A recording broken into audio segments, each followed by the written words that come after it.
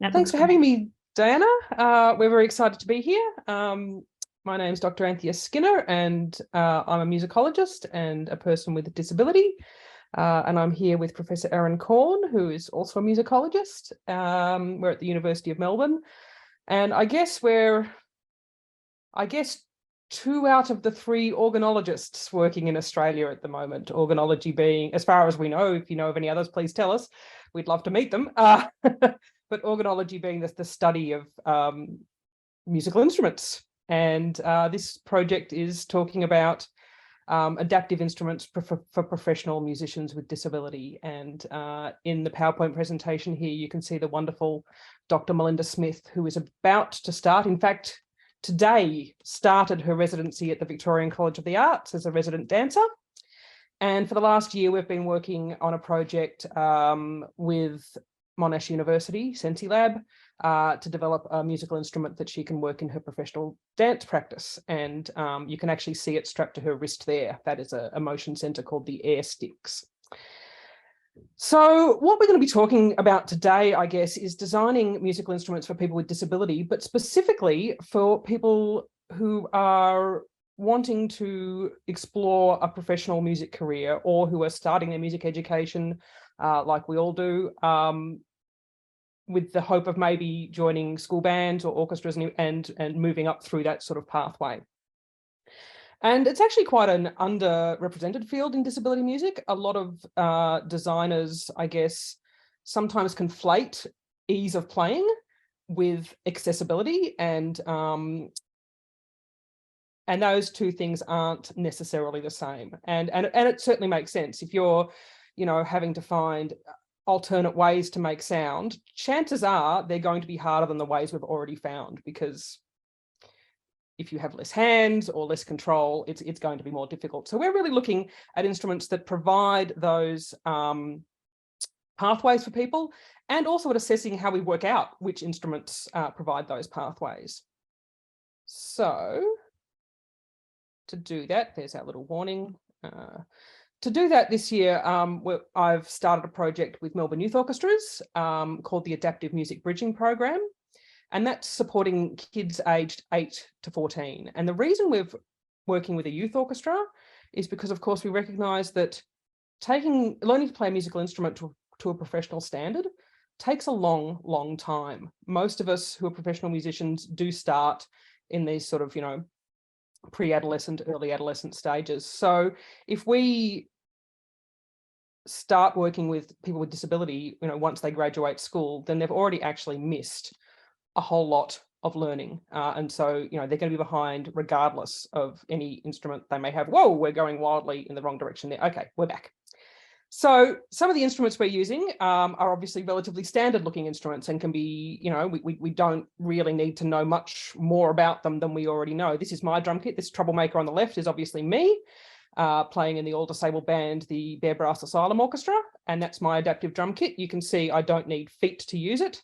I've just basically got a really big floor tom that's detuned to be my bass drum, and I play them with my hands or sticks in the same way you might play timpani. And the kit on the right there, this is not our design, this is from Enabling the Future. And this is obviously just a prosthetic that has been made specifically for his trumpet. It's 3D printed, which makes it a lot cheaper than previous versions. But, as far as looking at the way musical instruments work, people with disabilities like mine and like, this young man here, don't need a huge amount of difference. So the instruments we've been looking at in this study are far more adaptive and for people with sort of far higher support needs. And this is some of the ones we're working with. So the two on the right there, up the top is my colleague, Jess Kapuczynski-Evans, who works with us at the University of Melbourne. She's playing the Jambox. And below is a press photo from the My Breath, My Music, who make the Magic Flute. They're both MIDI instruments. Think of them, I guess, like MIDI harmonicas. You change the note, you blow like a normal instrument, and you change the note by either going left to right with your head or up and down with your head. I'm really excited by the iHarp, which is one of a range of eye gaze instruments available. So this, you literally play it by looking at the screen. No hands, feet, clickers, whatever are required. No blowing is required. And I'm going to bring you in here, Aaron, because we were talking about this idea that These instruments aren't necessarily easy to play. And I watched you play this one for the first time, and I personally find it very difficult. What are your reflections on as a trained musician, as someone who has 4 music degrees, picking up the iHarp for the first time, or not picking up the iHarp, staring at the iHarp for the first time? Yeah, well, that's the challenge, isn't it? Because it requires a huge amount of concentration to actually look at the right part of the screen at the right time. And yeah, look, you're dependent completely on whether the sensors, and it's basically 2 cameras positioned together, isn't it? I think. Yeah, you can see it sort of stuck to the bottom of the screen there. Yeah, you basically try. It's hard to describe if you haven't tried to do it. You're basically trying to look in the place that you want it to sound. Getting the right pitch is hard enough. Actually building any sense of rhythm or timing, or anything beyond that, dynamics, tonality, whatever it might be, into that it's a serious challenge. I think it's probably only people who have been doing that kind of eyesight to speech, for example, recognition on a screen for a very long time, who would actually even have the base skill set to even do it.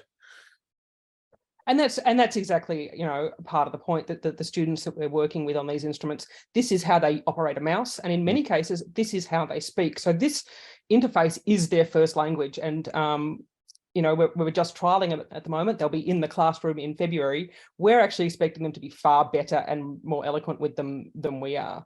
That said, there are entry points into this instrument. We can set it up so it's very easy to play, and wherever you stare, it's going to make a pretty sound. But we've sort of got it set up at the moment, when I had Aaron look at it, very much set up in a diatonic way, so that he could play notes on a scale if he wished, and yeah, it's tricky. I'm not going to lie, but it's exciting for also when you're used to reading music, if you think about it, you're used to reading a few notes in advance. You do that on one of these and your timing just goes out of whack. So it's quite exciting to sort of have a look at. So that's kind of led us, and I'm very aware that we're quite short of time, to sort of developing a set of criteria for what we're looking for, when we're assessing these instruments, to decide whether they're the kind of things that will suit our students. Because, our Melbourne Youth Orchestra's program is designed to allow students to eventually integrate into the mainstream programs. So if we're handing them a toy that they can master on the first day, it's not going to allow them to do that. We need proper instruments. So here are some of the things that we've been thinking about for assessing these instruments. Obviously, they need to be physically accessible. So if you can only use your eyes, that's what we use. If you can, if you have other body parts that move well, and even to the point of it, we're talking about throwing kids into a motion capture lab to really understand how best to get their movements understood. And we can also jerry-rig some of these instruments together. So we can plug a MIDI wind synthesizer into air stick, into the magic flute. No, what's that instrument called, Aaron? iHarp.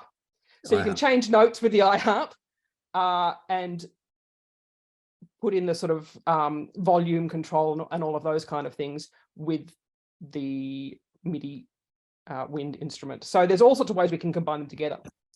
We need to be able to support lifelong learning. So that is, again, room for improvement. And that's why we've been working with professional performers such as Mel Smith.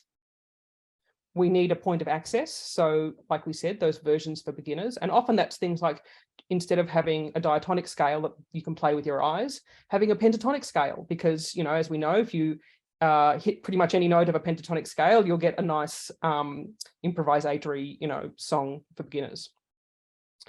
Playing written parts is really important. And that's, why we were talking about those diatonic scales. Because one of the things we're finding with adult performers is that they're really missing a lot of that music literacy, just because they've never had the embodied learning of putting their hands on a piano or a fretboard. We all know that singers struggle more with music literacy than instrumentalists, and we're hitting the same kind of problem with kids with disabilities, just from not having that embodied learning. And of course, it needs to be artistically interesting. And I'm going to bring Aaron back in here, because he was in a very interesting, I guess, position when we were working with the project with Mel, of coming in very late. Melinda Smith is a professional dancer who obviously, as you can tell from the photo, uses a wheelchair. She also has very limited speech as a result of cerebral palsy. And we were, she'd never had a chance to play a musical instrument before, despite loving music, and we were giving her that chance. So Aaron, do you want to reflect on, I guess, coming in once Mel was already quite proficient with this instrument, and what your reflections might have been? Yeah, look, I engaged with it in a few ways. So firstly, Anthea, Mel, and Alon, who programs the estics at Monash, were working in the lab. So I was seeing initial videos coming out from those initial interactions. And the first thing I sort of noticed is that for somebody who, you know, you would look at her from, you know, an uninformed perspective and say, well, she's got a very limited range of movement, and in some ways she does. The way that this instrument could be effectively strapped to bits of the body that she can control with quite fine motor precision, she was able to actually get a really interesting expressive range out of it, just not in the way that, you know, most of us who are trained on, I guess, standard instruments, for want of a better word, would, you know, consider effectively using our fingers to do that somehow. The other thing that sort of struck me was we all got together at the VCA dance studio to shoot a film, and there's a version of that film about to be published in a e-journal that we're doing soon. And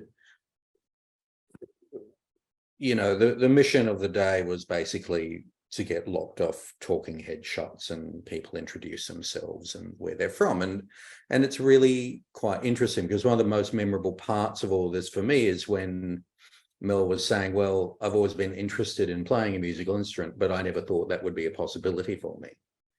But the way that these motion sensors, these air sticks, have been programmed, are giving her a kind of musical and indeed compositional / improvisatory voice that she wouldn't really probably be able to access with, you know, sort of any standard instrument on the market. So I thought that was quite an interesting insight. The other thing about Mel, as we may or may not have mentioned before, is that she's also a poet, and a lot of her poetry is programmed into her dotty, which is her text-to-speech communicator.